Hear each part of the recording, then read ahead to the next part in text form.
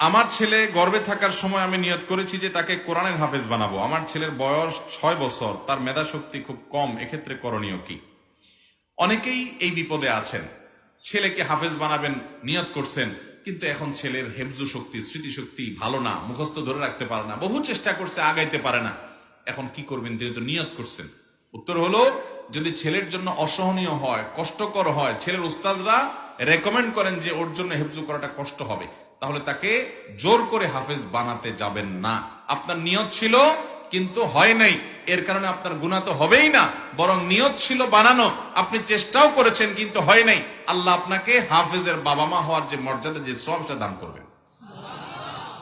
কারণ মান হাম্মা বিহাসানাতিন ফালাম ইয়ামালহা, নবীজি বলেছেন, কেউ যদি কোনো ভালো কাজ করার প্রতিজ্ঞা করে কিন্তু কাজটা করতে পারলো না কোনো কারণে, আল্লাহ রাব্বুল আলামিন তাকে ওই যে সে ভালো নিয়ত করেছে এর জন্য একটা সওয়াব দিবেন।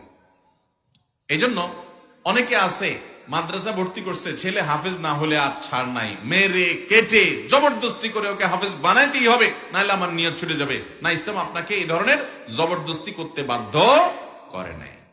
তাকে বুঝাবেন, তাকে ফজিলত বুঝাবেন, তাকে চেষ্টা করবেন, হেল্প করবেন, কিন্তু তার ব্রেনে যদি না খোলা, হ্যামার করতে যাবেন না। এর কারণে আপনার কোনো গুনাহ হবে না, আপনি জাস্ট নিয়ত করেছেন, কোনো গুনাহ হবে না ইনশাআল্লাহ।